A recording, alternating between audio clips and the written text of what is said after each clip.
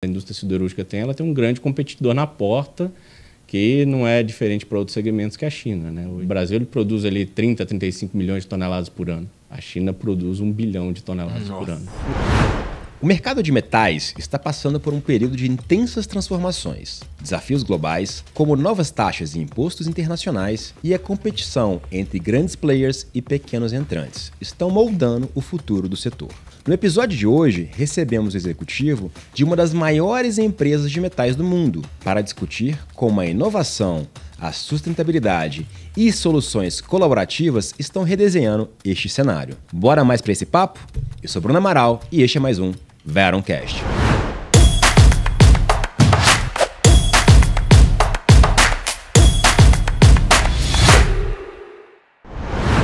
Esta conversa tem o apoio da Veron Institute. Com nossas trilhas de formação, você obtém conhecimentos que vão além da teoria, conectando na prática o que há de mais inovador na indústria da engenharia e construção.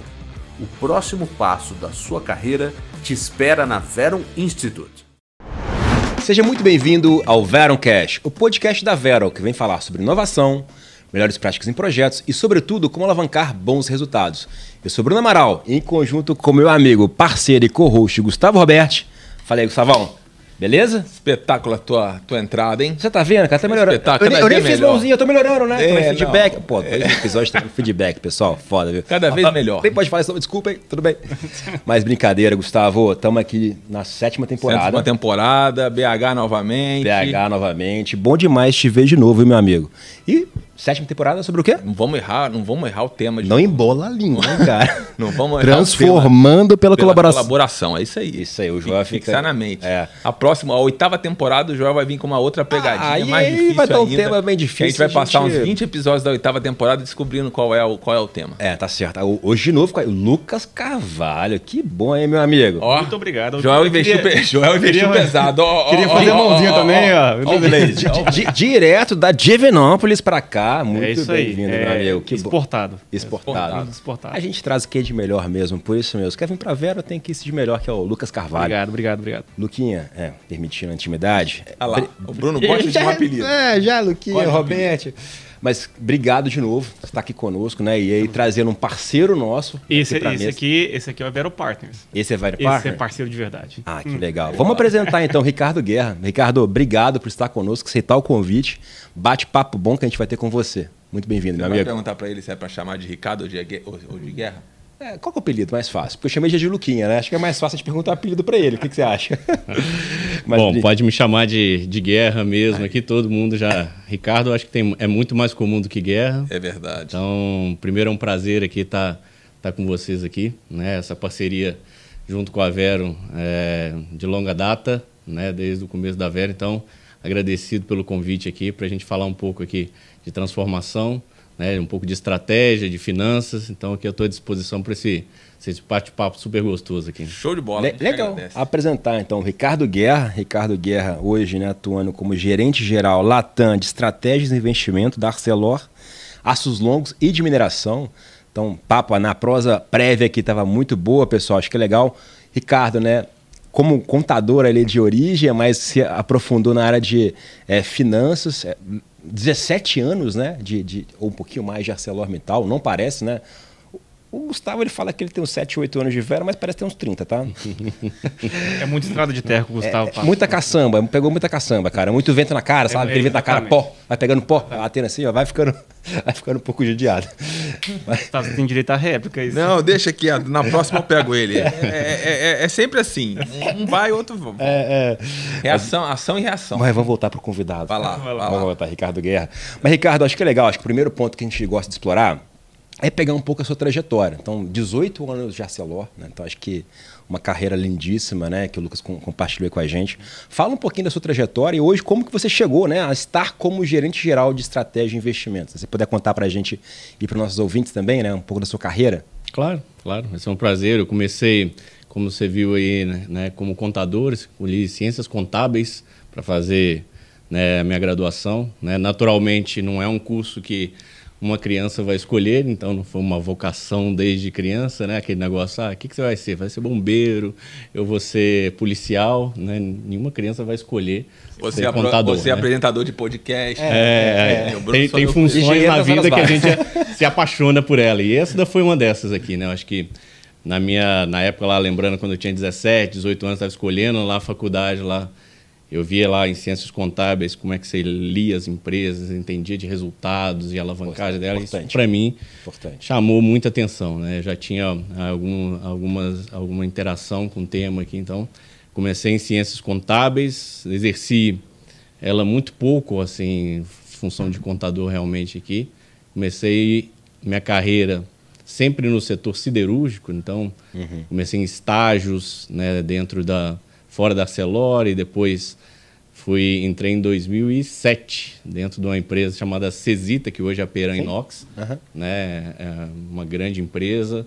Ela foi minha porta de entrada no grupo Arcelor. Justo naquela época a gente estava fazendo aqui, a Mittal adquiriu a Arcelor lá fora, então foi uma época de muita mudança aqui dentro do Brasil, né? E aí lá na época eu me apaixonei pela área financeira, de finanças realmente, então comecei com atividades lá de finanças de contas a receber, clientes, crédito. E essa, para mim, foi a minha vertente no começo de carreira, né? Nesse ambiente, né? Lembrando um pouco aqui, né? 2007 até 2010, o grupo fez diversas aquisições aqui no Brasil. Foi um desafio muito grande, porque a gente estava juntando, na época, 4 grandes empresas, né? E além de comprar outras, né? Que era a Belgo, a Belgo Siderurgia, uma grande empresa na parte de aços longos, a CST, na parte de aços planos, Vega também em aços planos, e a Peran, que hoje, né, na época a Cesita, na parte de aço inox. Então, vocês imaginam juntar 4 culturas diferentes, 4 estruturas, todas num centro corporativo na parte financeira. Conciliar RE, balanço, deve ter sido jornada fácil não, hein? Não foi nada fácil. Então, também eu já estou com anos aqui de rodagem, aqui, talvez a carcaça ela já está machucada por conta dessa época. Mas... nada comparado ao Gustavo. Não se preocupe. Só quem está bem é o Lucas. Olha a pinta, olha. Que galã de novela. Se não for pelo conteúdo, deixe seu like aí por esse comentário do Gustavo. Então, esse começo de carreira ele foi muito importante, né, dentro da ArcelorMittal. Foi um momento também da empresa estar se formando aqui como grande empresa dentro do Brasil, grande player que é lá fora, dentro do Brasil também. Então, participar desse nascimento da empresa aqui foi um negócio muito bacana para a minha carreira, né? Eu fiquei ali 7 anos, cerca de 6, 7 anos dentro da área financeira. Fiquei 1 ano fora, saí para estudar, né? Fui fazer um mestrado fora, mestrado em finanças e banco. Depois voltei para a ArcelorMittal, e voltei com funções mais na parte de controladoria. Né? A gente tinha um escritório aqui de Américas, né? A gente cuidava desde os negócios lá de Canadá, Estados Unidos, México, América Central, Argentina. Tudo era aqui dentro de Long Carbon Americas, que se chamava aqui. E aí o segmento ele foi se dividindo, foi se remodelando. Hoje a gente tem uma divisão que é North America, outra que é South America, Latam. Né? Hoje eu estou, né, com essa parte do Latam, e aí desenvolvi minha carreira, né, chegando a gerente geral. Tem 2, 3 anos atrás aqui. E na parte de controller, né? Controller de um segmento que é um segmento muito interessante em termos de, né, não só no Brasil aqui, mas na Argentina, na Costa Rica. A gente tem muitos negócios, né? Aqui no Brasil, vocês já conhecem, além de planos, a gente tem longos, mineração, a gente tem uma rede de distribuição no Brasil inteiro também, né? Na Argentina, a gente tem um negócio tão relevante quanto. A ArcelorMittal no Brasil tem se remodelando, se reinventando, né, em novos projetos também. Então, no último ano aqui, eu fiz uma passagem. Hoje eu cuido dentro da ArcelorMittal na parte de estratégia. Né, a gente tem muitos investimentos aqui também. Então, eu estou cuidando tanto da estratégia quanto dos investimentos dentro do segmento. E legal, você estava contando para a gente no preâmbulo, né, olhando a estratégia e investimentos. Então, investimentos pegando toda a parte dos projetos também, PMO dos projetos. Eu queria trazer nessa vertente, olhando hoje para o seu eu hoje. Agora comecei filósofo, hein? Eu hoje, caramba, foi pesado. Né? Mas o que você traria para a nossa audiência, as 3 principais características que te moldam hoje a ser esse executivo focado em estratégia e investimentos, né? O que você deixa para sua audiência? Porque são 17 anos, né? E por muitas vezes a gente fala, para eu acumular experiência, você tem que ir para o mercado. Não, você tem uma carreira que foi trilhada na Arcelor, diversos aprendizados, diversas portas que você teve que abrir, alianças que você teve que construir para ser hoje um gerente geral Latam, né, numa grande empresa. O que você deixa hoje dessas 3 principais características que hoje você fala, pô, são coisas que me moldaram, mas ao mesmo tempo também que me tornaram ser quem eu sou? Aprendizados, né? Que você pode ter capturado, né? durante sua vida profissional. Eu acho que, assim, responder essa pergunta é um pouco buscar também o que eu vejo em jovens profissionais aqui, né? Até na semana passada respondi ela aqui da seguinte forma. Acho que uma delas, assim, que eu gosto de ver em jovens profissionais que eu trilhei na minha carreira é ter sede, realmente, né? Assim, ter sede de conhecimento, de buscar formas diferentes de fazer a mesma coisa e de estar constantemente incomodado com o status quo. Esse eu acho que é um ponto que permeia todos os profissionais aqui. O segundo é você ter paixão e conhecer profundamente o negócio. Sem isso, a gente não consegue realmente ter discussões de alto nível, de evolução, não só na própria carreira, mas também dentro da empresa, né? A empresa, no final das contas, é um coletivo de carreiras. Então, acho que esse foi um ponto que eu olho muito para quem eu estou contratando também, e eu me vejo que eu consegui fazer isso ao longo do tempo. E eu acho que um terceiro também, pensando aqui, você pediu 3, o terceiro aqui eu vou falar é que tudo muda, né? Então, você ser hábil, flexibilidade, a ser flexível e a mudar é muito importante, né? No final das contas, o mercado muda, as carreiras mudam, as necessidades dos clientes mudam. E no final das contas, a gente está aqui para entender os nossos clientes, né? Então, até dentro da minha carreira mesmo, essas mudanças, assim, elas foram muito trilhadas, acho que nesses 3 tópicos, assim. Eu sempre fui um cara com sede, curioso, querendo mais, performance, e por aí vai. E também de saber que a gente tem cenários, né? Que cenários estratégicos que a gente pode trilhar ao longo do tempo. Boa. Vamos aproveitar o Lucas, vamos ver a opinião dele, né, Lucas? E para você, quais foram os 3 itens que moldaram o profissional que você é hoje? Bom, tem um primeiro ponto que eu acho que a gente tem tentado desenvolver ao longo desses anos, principalmente conduzindo grandes transformações, né, seja participando delas ou sendo mais protagonista mesmo, né, puxando essas transformações, que eu acho que é o relacionamento, né? E aí teve uma empresa que eu trabalhei que teve um ponto muito sensível, num momento muito sensível dessa empresa, né, que quando a gente falava de relacionamento, depois a gente entendeu que, por vezes, não era algo tão bom assim, né? Então, falar de relacionamento, intimidade com o cliente, né, é algo que a gente tem que ter muito cuidado, e hoje com políticas de compliance e tudo mais. Então, quando eu falo de relacionamento, não é nesse sentido. Sim. Mas é da gente conhecer as pessoas, saber o que as pessoas almejam, né? Hoje, no nosso ambiente de projetos de capital, a gente não está lidando com robôs, né? Sim, então, sim. A gente lida com as pessoas. E as pessoas, por mais que tenham lá métricas e parâmetros que as façam ter bons resultados dentro das empresas, né? No final das contas, ali é um CPF, né? Então, assim, se a gente não conhecer as pessoas profundamente, eu acho que a gente não consegue agregar do jeito que deveria ser. Eu vou me ater a esse. Não, tá ótimo. Altamente pertinente. E concordo. Não, muito bom. Bom ponto. Deixa eu só pegar um gancho aqui, aproveitar que eu estou com a palavra. Guerra comentou algumas questões da trajetória dele.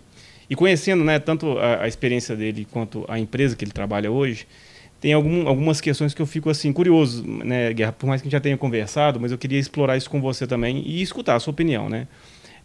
Você falou sobre, né, tudo muda, né? As coisas mudam o tempo todo e tal. O mercado de aço, né, é um mercado já conhecido, um mercado que é tido como convencional, e nos últimos anos a gente está vendo grandes transformações de investimento, entrada de novas empresas, tanto empresas emergentes para esse setor, quanto as empresas que são contratadas, né, para executar os projetos, falando de parceiros, construção civil, montadoras, projetistas, né? E aí eu percebo hoje a sua aproximação, né, hoje no cargo que você está voltado mais para a estratégia de investimentos, a sua aproximação na implantação, né, na parte tanto de viabilidade, mas na parte da execução também dos projetos. Como que você enxerga assim, a necessidade, a importância de aproximar essa parte mais de desempenho, de reporte, né, uma parte de investimento, de portfólio e tal, na execução. E o que você tem percebido dessas novas empresas também que estão entrando? Como é que você está vendo o mercado borbulhando, se movimentando nesse sentido? Fica à vontade, eu estou meio que perguntando, comentando, né, o que eu acho também, mas fica à vontade de dar sua resposta. Aqui essa pergunta é muito boa, porque ela fala um pouco dessa trajetória, dessa passagem, né, que eu estou fazendo aqui já há algum tempo na parte de carreira, que é na parte da estratégia. E tem uma fase boa, que é do Peter Drucker, né? Só não é melhor que aquela que a estratégia... ela é comida pela cultura toda, né, do café da manhã. Mas eu acho que é uma melhor dele ali, que estratégia é uma commodity. Execução é uma arte. Né? Então, assim, esse é um ponto muito interessante, porque não basta só a gente desenhar o futuro, mas fazer ele acontecer. Então, esse eu acho que é o maior desafio aqui, eu acho que das grandes empresas, e a gente está falando, né, de empresas... desde aquelas mais consolidadas, ou de segmentos mais convencionais, onde siderurgia, sim, ela estaria mais posicionada, mas de qualquer ramo de negócio aqui, né? Ou seja, executar os planos que a gente tem, ele hoje é um ativo fundamental que a gente tem. Assim, a ArcelorMittal, né, como grande empresa, ela conduz grandes projetos também, né? Uma empresa de setor siderúrgico é capital super intensivo, né? Então, tomar decisões estratégicas, assertivas, que vão entregar resultado é o core nosso agora aqui, né? Pensando em execução de projetos, então, a gente tem aqui alguns desafios dentro do segmento, né? Pensando aqui no Brasil, segmento siderúrgico, em outras empresas, acho que também a mesma coisa, é desenvolver, por exemplo, parceiros que a gente consiga ter ao longo dessa cadeia de não só execução, mas de desenho, de implantação também. Hoje a gente tem aqui alguns desafios muito, muito importantes na hora de fazer essas parcerias. A gente está falando aqui do mercado brasileiro, né? Cada vez mais enxuto, né? Mais apertado, né? Que vive, no final das contas, uma desindustrialização, né? O Brasil, ele passa aqui na década de 90, né, com a abertura econômica, né, com uma indústria sufocada, mas ela sobrevive, né, com um plano real. Nos anos 2000, né, a gente está vou fazendo um exercício passado aqui, mas os anos 2000 um ano super promissor, né? Sempre lembro dos anos 2000, aqui, aquele boom da economia, BRICS, né? E aí vocês vão lembrar aquela foto do Cristo Redentor lá, decolando na Economist, né? Aquilo lá para mim é emblemático. A gente passa aí, foi lá 2008, 2009, uns 7, 8 anos, a Economist cria uma outra capa, que é aquilo lá, né? O voo não foi aquele voo de foguete, foi um voo de galinha. E o Brasil, ele passa por um processo que é de estrangulamento aqui da indústria como um todo, né? Um país que não privilegia a indústria, eu não estou puxando sardinha, né? É um país fadado a um crescimento econômico. A gente não tem hoje, né, na história, um país que ele não passou por um processo de industrialização grande que não tenha passado pela indústria. Então, em indústria se fala de grandes projetos. De você ter uma engenharia forte, você tem o desenvolvimento forte, você tem a aproximação com o P&D, com a parte acadêmica também, isso é muito importante. E eu vejo hoje o Brasil como país assim, ainda patinando nessa área. Hoje a gente consegue ter grandes empresas aqui no Brasil, mas mais focados pelo ponto de ter recursos naturais ou vantagem competitiva adicionais versus o resto do mundo. O Brasil tem um grande caminho ainda para trilhar ainda nesse sentido de ter, né, grandes empresas, grandes participações, né? Assim, hoje, né, trazer um dado, né, o Brasil tem lá um GDP per capita de $10 mil, mais ou menos, né? Países aqui vizinhos, né? A Argentina tem 14 mil, México 14 mil, Chile 15, 14. Chile 15, né? Então, assim, a gente vê que o Brasil tem muito espaço ainda para industrialização, né? O que está acontecendo com o Brasil é que o que acontece com países ricos, né? O processo de desindustrialização acontece quando atinge lá 25, 20 mil dólares per capita, é até natural, né? Os países, eles viram para a parte de inovação, assim como os Estados Unidos, a Europa. Serviços, né? O high-tech, servitização com alto valor agregado. Então, o Brasil, ele vive um momento que, olha, eu também não sou bom aqui, não tenho uma indústria sólida que não me permite alavancar grandes projetos, mas também não consigo, né, aumentar ou incrementar aqui a parte de PIB per capita. Então, o país vive num momento assim, crítico, que precisa tomar decisões, principalmente em termos da indústria, relevantes. Sim. Perfeito. Legal. Pegando a sua posição de gerente de estratégia, né, e aí focando na Arcelor, você trouxe como desafio o desenvolvimento de parceiros. Mas aí se você pudesse trazer para a gente, além desse, quais desafios que a empresa vê e que projetos, teoricamente, estão sendo pensados ou estão em implantação para responder a esses desafios? Eu posso até dar uma ajudada aqui no raciocínio, não sei se na resposta ou na pergunta, ou dando minha opinião mesmo, né, se for o caso, que é o seguinte, né, que eu percebo também, né, Guerra? A gente tem empresas... O mercado está muito enxuto. A quantidade de grandes projetos diminuindo, então tem mais projetos pulverizados, né? E aí, para entrar nos projetos pulverizados, as grandes empresas, né, as grandes projetistas, construtoras, montadoras, enfim, fabricantes de equipamentos, né, ficam meio assim, pô, mas esse projeto está pequeno para mim, né? E aí começa a declinar. Aí vem as empresas menores, emergentes, que não tem nada que as desabone, né? Mas são empresas que normalmente não são consolidadas ainda, não são convencionais, né? Empresas que surgiram há 5, 10 anos atrás. E aí essas empresas vêm praticando um preço baixo mesmo, né? Para poder entrar nesses projetos. Só que algumas vezes, não tão difícil de encontrar, as empresas entram também com um nível de gestão abaixo, né? Aonde, na minha opinião, né, empresas que consolidam o mercado, que movimentam o mercado, têm que suportar essas empresas para que o projeto aconteça, né? Então, assim, tô quase que colocando a minha opinião, né? Você acha que é isso mesmo? É hora de dar a mão, de ser parceiro? Não, projeto bom é projeto com empresas maiores e consolidadas. Como é que é a sua visão sobre isso?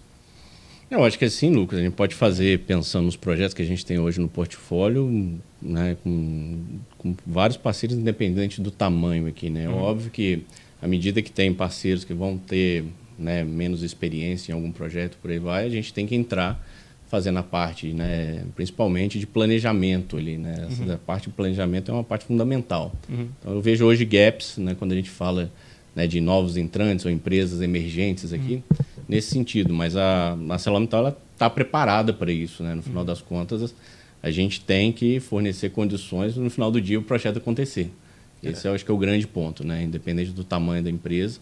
Mas sim, mora também uma oportunidade aqui, não só dentro daqui da empresa, mas em outras empresas também, da gente promover mais. Eu acho que o mercado, igual eu comentei, assim, carece de mais opções, de mais desenvolvimento, até tecnológico mesmo, né? A gente falando de industrialização aqui, a gente está há anos e anos atrás, né, de Estados Unidos e Europa, sem contar a China, né? Que China, aí a gente está falando de um outro mercado. Então, é com esses players que no final das contas a gente está competindo, né? Quando a gente está vendendo aço, a gente vai competir com preço chinês, com preços, né, no mercado internacional. Então, ter ativos que vão financeiramente, né, serem remunerados, né, no mesmo patamar é muito importante. Então, executar a obra, executar o desenvolvimento, executar planejamento com maestria é super importante. Um dos desafios maiores que a gente tem aqui hoje, né, dentro da ArcelorMittal, é na parte de projetos, na gestão do portfólio, né? A gente está com vários projetos aqui, mas na gestão do portfólio de engenharia, né? Ou seja, como é que a gente vai colocar eles ao mesmo tempo sendo executados. Então, essa é uma complexidade adicional para a gente. Né? Se a gente vai para um outro contexto mais convencional, alguns anos atrás, não podemos falar que hoje ainda existe isso, né? Mas alguns anos atrás, você vai mais para a linha contratual, né? Onde você contrata empresas já consolidadas, especifica lá o escopo, né? Fala assim, ó, toma, esse aqui é o seu contrato, executa isso. Qualquer coisa que sair fora desse contrato, a gente conversa depois, né? Que é o famoso pleito, né? E aí, quando tem esse cenário de custos reduzidos, novas empresas, projetos com necessidade de serem implantados para sustentar, né, e movimentar a indústria e tal, eu acho que a gente vai caminhando mais para o lado da colaboração. Porque eu preciso pegar na mão, preciso mostrar como funciona, preciso suportar e financiar, se for o caso, uma estrutura de gestão, um planejamento inicial melhor, uma capacitação. Preciso escutar também, né? Então, às vezes, abrir o escopo e tentar desenvolver uma escutativa mesmo para que essas empresas participem mais cedo do meu projeto, né? Então, acho que são momentos diferentes e eu fico feliz em escutar isso. Só voltando um pouco, você trouxe que um dos problemas seria a gestão do portfólio do projeto, né? Você tá aí o que a gente não ter talvez empresas que, sei lá, fornecedores ou contratadas que darão suporte suficiente ao tamanho dos projetos que virão. Hoje aqui a gente tem projetos numa magnitude, a gente está falando na cifra dos milhões e milhões de dólares, né? E realmente a gente não tem um track record no Brasil aqui, não só falo em siderurgia ou em outros, que vão estar posicionando empresas hábeis ou capacitadas com experiência para executar ele, né? Essa é uma realidade de mercado. Então a ArcelorMittal ela tem que ir, né, de forma colaborativa, estruturando, focando em planejamento, né? Hoje, nós aqui, né, a gente é latino, né, então a gente é muito bom de executar, de fazer as coisas, né? Os orientais são muito bons de planejar, eles ficam 90% do tempo planejando. Dá valor ao planejamento, né, de projeto e estruturação dele. Eu posso falar que nos últimos anos eu acabei entendendo mais e vendo a importância de metodologia, seguir padrões, reuniões, as cadências, inclusive, de rituais, né? Sistematizar a gestão, né? E assim, pegando o que você trouxe, né? Assim, você trouxe a palavra, né? A estratégia, né? Às vezes, se eu não tiver execução, eu não consigo, né, chegar no melhor resultado. E da mesma forma, né? Não é só o planejamento, né? Eu e o Lucas, a gente vivenciou do lado de construtora, né? Todo um ritual de implantação do sistema de excelência operacional. E, na verdade, é muito maior do que só um Last Planner System. Na verdade, é como é que eu vou conseguir cadenciar todas as entregas, olhando o que é melhor para o projeto, de forma sistematizada. E indo nessa linha, eu queria trazer assim, quais são os principais desafios, né, que você enxerga enquanto PMO, você trouxe em relação a essa execução e aderência, mas o quanto que você percebe que a mão de obra, né, e aí a gente tem entrado sempre nos nossos Veroncast, como é que você enxerga a qualificação nossa mão de obra, o que você enxerga aí, você trouxe ponto de metodologia, né? Qual que é a tua leitura hoje de gaps que a gente poderia trabalhar na nossa mão de obra e nos nossos projetos para ter mais execução, para ter mais estratégia nos projetos? O ponto da mão de obra, eu acho que ele é reclamação inerente de todos os segmentos aqui, não só... O que a gente poderia fazer diferente, cara? O que você acha que a gente está hoje fazendo mal, né? Porque ele é um senso comum, a gente sabe que está ruim, né? Eu acho que de curto prazo, assim, vou talvez separar essas respostas em duas aqui, né? Idealmente, né, o que a gente tem que ter é um reforço do ponto de vista educacional no Brasil, né? É um gap muito grande. Eu falo de experiência própria. Eu saí daqui do Brasil, fui fazer um mestrado fora, né? Eu conto isso, parece piada, né? Mas as provas lá, ela tinha... Se você acertar, você ganha um ponto. Se você errar, você perde um ponto. Né? Na primeira prova, eu já estava com negativo. Então, eu já estava a ponto de desistir aqui dele. Mas o gap educacional aqui no Brasil, ele é muito grande aqui.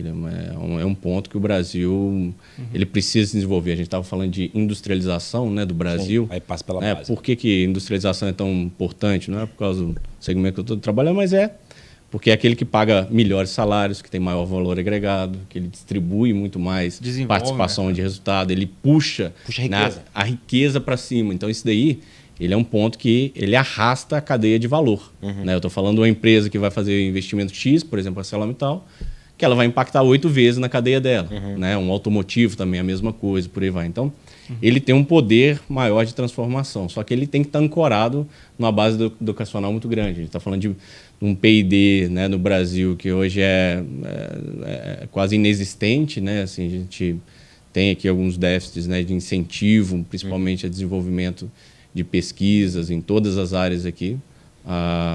É algo que as empresas elas tentam suprir, né, idealmente, no curto prazo, quando a gente está com algum projeto para ser aprovado ou para, né, já maduro ali, esse tema de pessoas, ele sempre volta, né? Ou seja, olha, quem que é o head que vai conseguir tocar isso daqui? Quem que é o número 1? Como é que você vai fazer um modelo de gestão? E a qualificação é um ponto importante. A gente tem treinamentos, por exemplo, dentro da ArcelorMittal como um grupo mundial internos, por exemplo. Por exemplo, tem o Lucas conhece bem, né? Ali tem a gente tem uma academia na parte de projetos ali. Legal. Então, isso é muito importante. Agora, projeto também é viver. Você só ganha casca em projeto vivendo ele e a execução. Eu tenho uma sensação, assim, né? podemos nos basear em alguns indicadores, né? Tem reportagem para todo lado sobre isso, né? Mas eu tenho uma preocupação muito grande do cenário pessimista que cada vez vai se consolidando mais. Porém, eu tenho otimismo nisso, porque quem souber surfar essa onda, desse gap, eu acho, tanto quem tem que se desenvolver quanto quem vai trabalhar com isso, acho que é muito interessante, que a evasão, o índice de evasão da engenharia brasileira. Então, cada vez mais você tem engenheiros largando a profissão da engenharia para ir para outras profissões, né? E aí o mercado perde.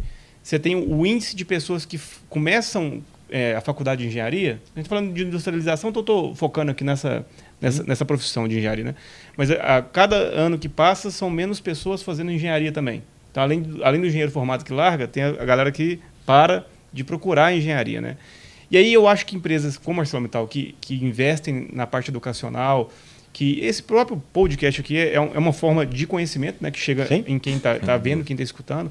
Eu acho que se a gente começar a se movimentar, vai ter cada vez mais os cenários promissores para quem quer surfar essa onda do conhecimento. Porque cada vez mais, assim como você falou... Vai virar mosca branca. Porque hoje o acesso ao conhecimento está muito fácil, mas muitas vezes muito raso. Então, o cara quer, né, a pessoa quer se desenvolver em engenharia, quer ter o salário de um engenheiro sem ir para o projeto que está a X quilômetros de distância da casa dele. Então, assim, cada vez mais acho que o ambiente está proporcionando mais dificuldades, mas eu vejo isso com otimismo, né? Tem muita coisa a se fazer para poder mudar essa realidade. Isso conecta no teu ponto do parceiro, né? Porque se eu não tenho um parceiro de longo prazo, eu tenho só um fornecedor que é de curto prazo. Eu aceito aquele problema de curto prazo, consequentemente eu não desenvolvo mão de obra. E aí fica no cenário que eu não tenho aderência ao projeto, né? É um ciclo vicioso, no final das contas, né? Alguém tem que dar o primeiro passo, né? Eu estou na estratégia agora, eu tenho que analisar cenários. Isso aí foi bom você ter falado, né? Que tem um otimista e tem um otimista e um não tão otimista e tem o pessimista ali que a gente faz lá. O Oriano Suassuna tem uma frase boa que ele fala assim, ó, o otimista é um bobo, né? Porque ele sempre fica confiando Nada vai dar errado num cenário. E o pessimista é um chato, né? Ele falava que ele era um pessimista esperançoso, se não me engano aqui, tá? Ele tinha a esperança que as coisas vão mudar, né? E eu acho que a gente tem que ser, talvez, com o pé no chão, entender que a gente tem muitos gaps aqui nessa parte aqui e tem que se desdobrar para fazer acontecer. Aqui, acho que tem cada vez mais responsabilidade, né? As empresas grandes, elas têm que puxar, principalmente, convenções, conversas, alinhamentos aqui para desenvolver o mercado, né? Todo mundo perde com isso, né? Legal. A gente falou aí um pouco sobre processo, né? Processo, metodologia, etc. Agora falamos sobre pessoas. E aí pensando no tripé, né? Processos, pessoas e ferramentas. Olhando especificamente parte de metais, e aí conectando ferramenta, tecnologia e inovação. O que vocês, atuando na área de metais, entendem que será o próximo passo? Ou seja, onde estará a inovação para que a gente evolua no mercado? Bom, essa é uma pergunta de $1 bilhão. 1 bilhão, vários bilhões talvez. Mas o processo siderúrgico é um processo, né, que já é centenário aqui, né? E ele passou por várias modificações ou aprimoramentos ao longo do tempo, mas ele mantém na essência o mesmo processo que a gente está falando aqui de 100 anos atrás. Sim. Acho que as pressões, principalmente por descarbonização, estão fazendo todo o segmento de metais se reinventar, né? Eu comento, né, particularmente na ArcelorMittal, a gente tem feito vários movimentos desses, por exemplo, na descarbonização, 2 desses grandes projetos que a gente vai entregar esse ano são com 2 grandes empresas, né, na parte de renováveis, né? A gente tem aqui $1 bilhão investidos, né, que a gente fez de investimento nos últimos 2 anos para ser entregue nesse ano, né? Isso aí são projetos de 1 giga, né, que a gente vai ser, né, realmente dono do ativo, viver a realidade daquele projeto. Conecta um pouco com a aprendizagem, porque né, uma empresa siderúrgica tradicional talvez não tomaria uma decisão dessa, né? De navegar em águas e um fornecedor, né, que é um fornecedor de energia elétrica. Mas o Brasil tem uma veia muito grande para renováveis. Sim. E a gente tem que cada vez mais agregar isso na cadeia de valor, né? Para a ArcelorMittal, por exemplo, apesar da matriz energética brasileira ser uma matriz majoritariamente limpa, né, em comparação com outros países, aqui a gente está falando de 3/4 da matriz ser limpa, a ArcelorMittal fez esse passo, né? Eu participei ativamente desse projeto desde o começo, né? Desde a concepção, agora a entrega nesse ano, que a gente quer realmente entender do negócio de renováveis, que a gente quer participar desse negócio, porque a gente vê valor, né?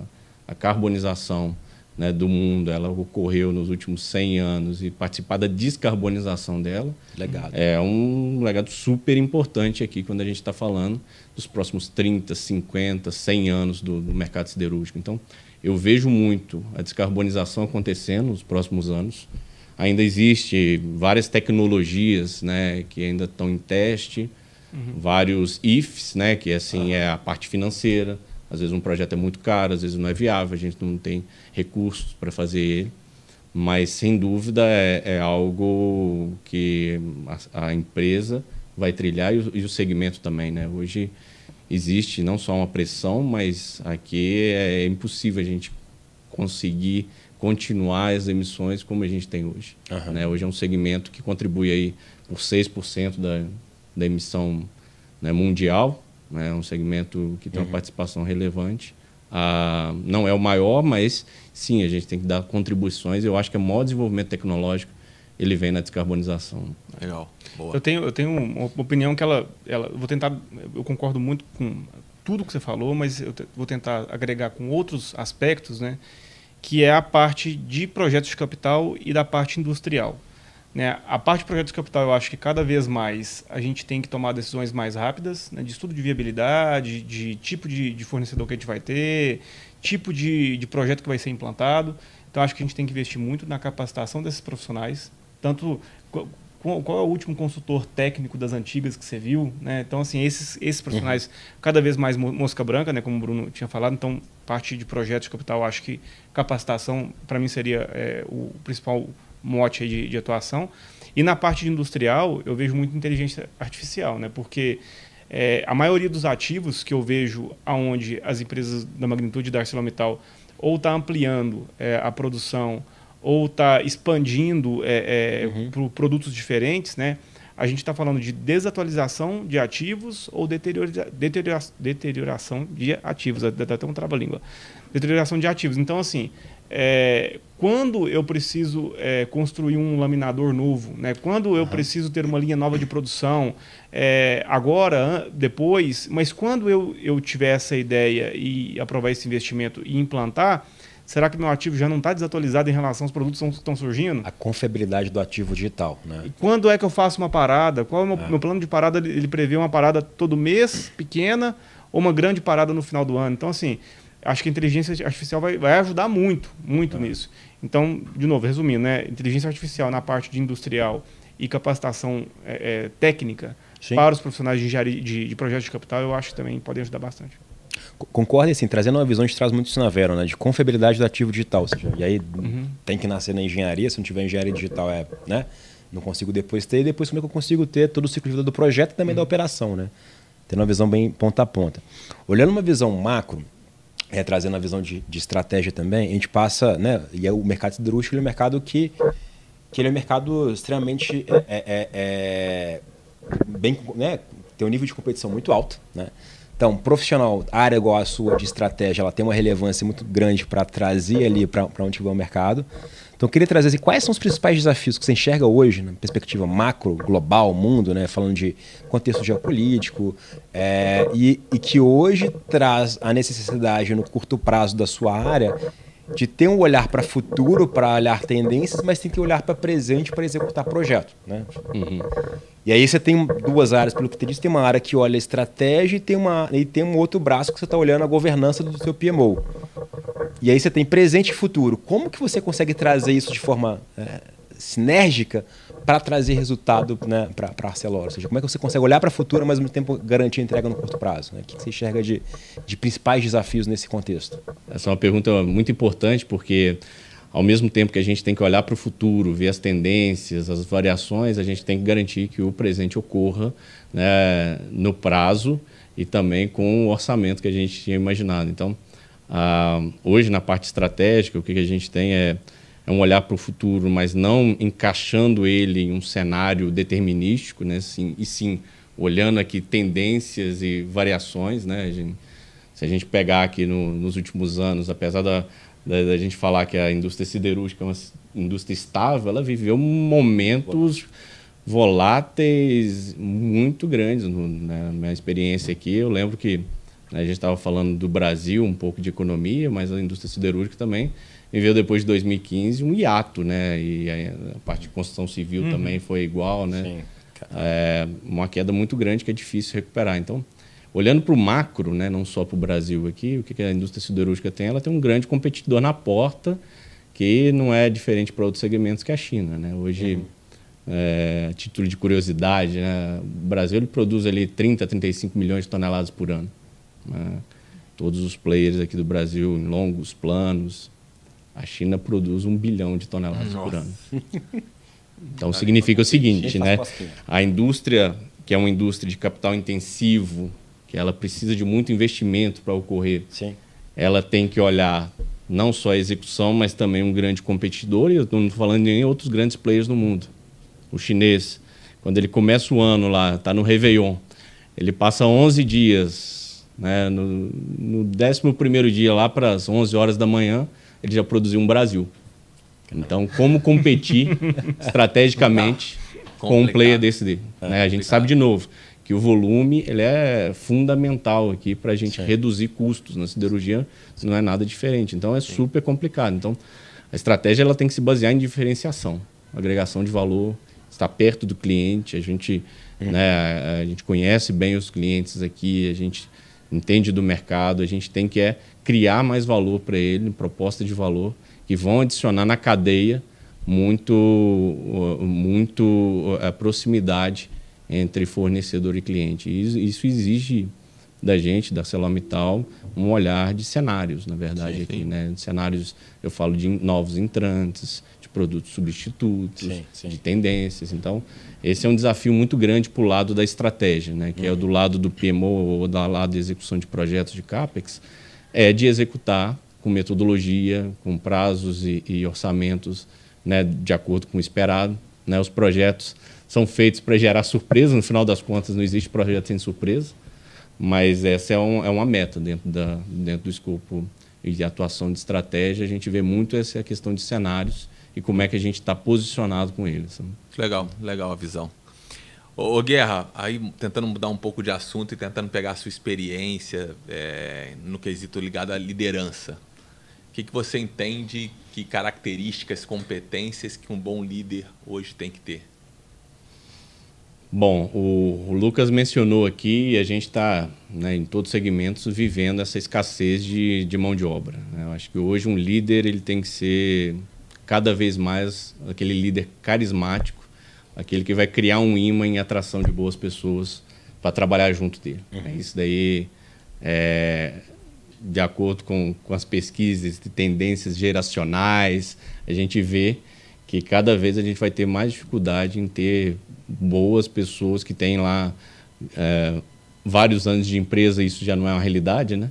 Aqui, se a gente fala de vários meses de empresa, agora está virando uma realidade, mas é se adaptar às mudanças, não só geracionais, mas também trazendo as melhores pessoas para trabalhar junto. Então, ter esse magnetismo de trazer boas pessoas, seja por exemplo de liderança, seja, sabe, por projetos, seja por capacitação, acho que vai ser o maior desafio para os líderes, né, independente do segmento. Né? Eu até acho assim, que grande parte das características de um bom líder, eu ainda acho, né, que são treináveis. Tem algumas pessoas que, né, quase que já nascem, assim, tem uma característica intrínseca muito peculiar e você falou, a pessoa vai ser líder. Esse cara é líder, essa moça vai ser líder quando estiver na maturidade profissional. Mas antigamente o pessoal achava que eu trabalho muito hoje, mas quando eu for chefe, eu vou trabalhar menos. Essa era o jeito de pensar, né?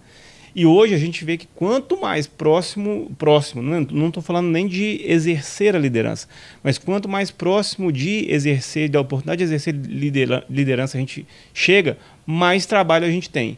E a hora que a gente senta, né, na posição de liderança, aí que você entende que o tanto que a gente estudou pouco, ou o tanto que a gente se capacitou pouco, porque lidar com pessoas cada vez mais difícil, né? Antigamente as pessoas tratavam umas às outras de qualquer jeito, hoje a gente tem que entender a profundidade do outro lado, do ser humano, e a gente não faz matéria de psicologia na faculdade. Então, assim, eu estou contribuindo com a resposta, mas eu vejo cada vez mais difícil, né, de ser empático, de ter empatia, de ter conhecimento psicológico para ver o que as pessoas estão passando, inclusive fora dos momentos profissionais, né? Então eu vejo com muita dificuldade, eu vejo que nós, não estou falando deles não, né? Nem delas, a gente está cada vez menos preparado, né, para orientar as pessoas para produzir resultado. E tem um tema também, né? Liderança a gente não aprende na sala de aula. Esse acho que é um ponto. Por mais que a gente vá ler, buscar recursos, né? Que a nossa geração talvez viveu poxa, você vai fazer sua faculdade e depois você vai entrar no MBA de liderança, né? Ele tinha lá a promessa. Você vai sair com um certificado líder, né? E com a posição de líder. Até lá você não é. Vivenciar, né? E é uma promessa um pouco vaga, que a gente vê o dia a dia, né? Vocês já estão no mercado há muito tempo, tem essa posição de liderança, não só de pessoas, mas também de empresas e grandes projetos. Você vê que tudo gira numa complexidade muito grande em termos, né, principalmente pessoas, quando a gente está falando aqui de novas gerações, as empresas ao mesmo tempo que tem essa, digamos, briga agora geracional entre o novo e o velho, também tem uma oportunidade muito grande, né? Sim. Entender primeiro essa geração nova e, né, atender os anseios dela, que são anseios diferentes, não quer dizer que são bons ou ruins, mas são diferentes. Vai largar na frente. Isso aí eu não tenho dúvida disso. Então, a empresa que aprende é uma empresa que constantemente está evoluindo. Acho que esse é um dos grandes pontos aqui. Fazer a empresa ou companhia como um todo caminhar numa direção só. Eu falo, estratégia também é um pouco isso, né? Que não adianta todo mundo, cada um sair atirando para todo lado aqui. Né? Caminhar num rumo só, às vezes é mais importante do que estar certo. Né? Então, saber os horizontes e dar o direcionamento. Né? Para as empresas é muito importante se adaptar a isso daí, né? A nova geração também. Você trouxe a adaptabilidade, né? E falando de liderança, a gente aprendeu isso muito, discutimos aqui no Veroncast, né? Liderança é desenvolver novos líderes, né? E aí, pegando o ponto se eu não conheço o meu time, como é que eu vou desenvolver? E isso é muito mutável, né? Então, acho que por isso que sim, né? A gente tem que estar toda hora estudando, desenvolvendo, conhecendo as pessoas, para ter sucesso na vida profissional e pessoal. O que você aprendeu hoje? Não, o papo foi ótimo. Engraçado, estava pensando aqui, a gente constantemente fala internamente na Vero que a gente precisa ser mais estratégico, né? Não, precisamos ser mais estratégicos, Legal, né, cara? O Guerra, de uma forma simples, deu um monte de exemplo de ser estratégico aqui que a gente pode conectar no nosso dia a dia. Muito bom. E ele trouxe a importância da execução, ou seja, não adianta só ser estratégico, né? Se eu não estou executando. Ótimo. Então, estratégia geralmente é uma palavra glamorizada. Né? Ela tem só estratégia. Olha, eu tô num pedestal que ele não pode ser alcançado. E muitas vezes, né, eu tenho falado e verbalizado cada vez mais isso dentro da companhia. A estratégia ela pode ser feita em qualquer nível. Pois é. Né? Sempre tem uma pirâmide quando todo mundo fala de estratégia. Tem um operacional, tático, estratégico. Né? Se eu conhecesse quem criou essa pirâmide aí... Mas o fato é que todo mundo é estratégico de um nível ou do outro. Né? Quando a gente está em pequenos times, tomando uma decisão pequena, ela é estratégica. Né? Eu gosto de falar um pouco daquela anedota, né, que é da guerra, né, assim, a gente não perde a guerra muitas vezes pela quantidade de soldados que você está colocando no fronte, nem por onde você vai atacar e tudo mais. Às vezes que é pela ferradura do cavalo que não foi entregar uma mensagem para o outro exército e por aí vai. Assim. Os detalhes, a coletividade desses detalhes que faz uma estratégia boa, né? E amarrar eles, né, num caminho só, igual eu falei. A integração, né? Mas eu ainda acho que tem sinergia. Você ia falar a gente fala de que tem que ser estratégico, mas a liderança também é um assunto que precisa ser discutido muito, né? Eu acho que tem muita sinergia, porque um dos conceitos que a gente já falou 500 vezes internamente, né, sobre estratégia, um dos conceitos é poder influenciar, né? Então, assim, se eu sou estratégico para um determinado amigo, né, para alguém da minha família ou para você, né, se você parar para me ouvir e de alguma forma mudar o seu pensamento ou executar um pouco diferente daquilo que você ia fazer. E liderança também é isso. Né? Mas o que eu quis dizer, e ele trouxe alguns exemplos, é que não precisa estar na pirâmide lá em cima para fazer. Às vezes uma simples colocação, simples ação, você vai estar dando uma atuação estratégica. Perfeito. Na leitura de cenário, na leitura de ambiente, como tratar a informação.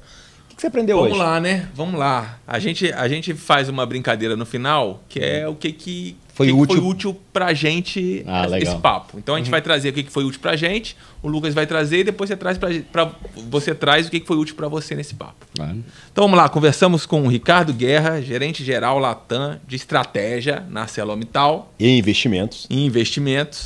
Conhecer um pouco da trajetória profissional dele. Aí ele trouxe aprendizados que formaram o que ele considera que é importante. Então, ele trouxe com muita ênfase ter sede, né? Ser curioso, paixão e conhecer o negócio. De novo aparecendo esse negócio de entrar no detalhe, né? Tudo muda, então a importância da flexibilidade. Aí o Lucas completou. Protagonismo, relacionamento, conhecer as pessoas também. Acho que trazem pontos importantes. Guerra trouxe uma frase que eu guardei aqui. Estratégia não é uma commodity. Estratégia é uma commodity, execução é uma arte. Muito bom. Falamos sobre desafios, né? Ou seja, desafios que a ArcelorMittal tem. Então, desenvolvimento de parceiros, gestão de portfólio de projeto.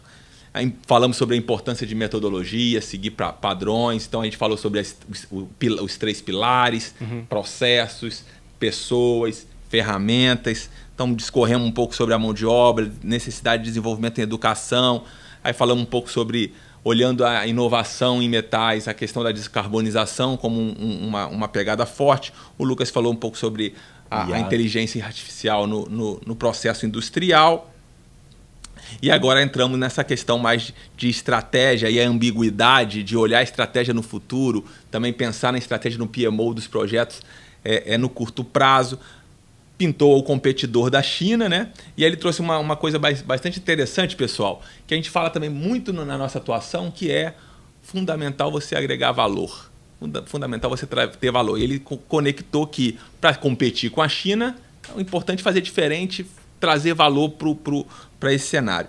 E por último, entramos no detalhe aqui sobre liderança, importância de ter um líder carismático, que atrai as pessoas boas, que siga o exemplo, né? que seja líder por exemplo.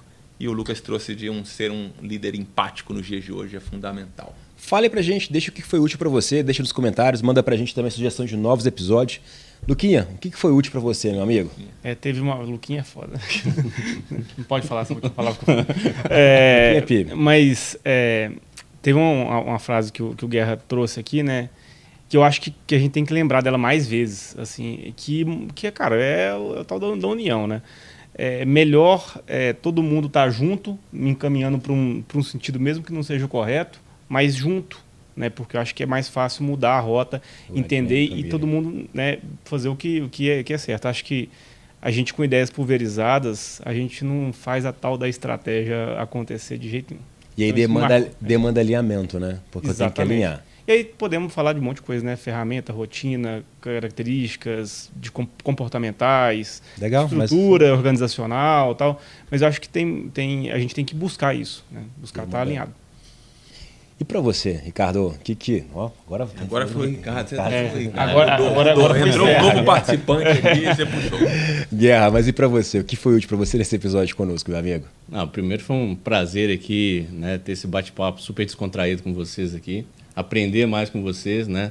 A gente falou um pouquinho de estratégia aqui, eu falei de execução, né? Vocês são os mestres aqui nessa parte de execução, que é transformar o que está no papel em realidade. Então, é sempre muito bom estar com vocês aqui. Para mim, eu fico muito com esse tema, não só da estratégia, mas também de como é que avança os projetos com metodologia, né? Isso é um caminho que a gente precisa trilhar com iniciativas aqui de segmento, de grandes empresas, para fazer o Brasil acontecer em grandes projetos. A gente precisa disso, a gente precisa voltar, reindustrializar o Brasil, agregar valor, né? Que foi o último ponto que eu comentei aqui, é a indústria, né? Então, para mim fica isso, e também na parte de liderança, minha carreira foi trilhada um pouco nesse tripé que eu pensei aqui, né, de sede, conhecimento, também de mudanças. Então, acho que para todo mundo aqui um grande recado, uma indicação aqui para também focar nesse caminho, né? No final das contas, ele, independente do tempo de casa, da formação de carreira, ele serve para todo mundo aqui. E, mais uma vez, agradecer aqui o convite aqui de vocês. Né? Legal, a gente Nossa, agradecemos a presença. Que baita episódio, né? Baita. E aí, pessoal, vocês gostaram? Coloca no comentário aí. Deixa o sininho, né? Ativa aí. Ativa, compartilha. Compartilha, manda para amigo. Quiserem. Isso aí, vamos Vontade. à vontade. Um abraço, pessoal. Muito Até a obrigado. próxima, valeu. Tchau. Este episódio contou com o apoio da Verum Institute. Quer ficar atualizado com os conceitos e práticas que estão revolucionando a indústria da construção? Conheça a nossa trilha de formação AWP. Estude com profissionais que são referências no setor e conquiste um certificado reconhecido internacionalmente. Acesse www.veruminstitute.com.br e garanta seu passaporte para essa jornada de conhecimento rumo ao sucesso profissional. O Verumcast é uma produção da Verum Partners e da Verum Institute. Este episódio contou com roteiro e produção de Joel Corsini, edição e pós-produção Grace Lisboa, logística Camila Ishikawa, marketing Valéria Trombini e Bruna Sanino. A Verum Partners e a Verum Institute estão no LinkedIn, YouTube, Instagram, Facebook, Spotify e nos principais agregadores de áudio. É só nos procurar e seguir a gente por lá. Até o próximo episódio.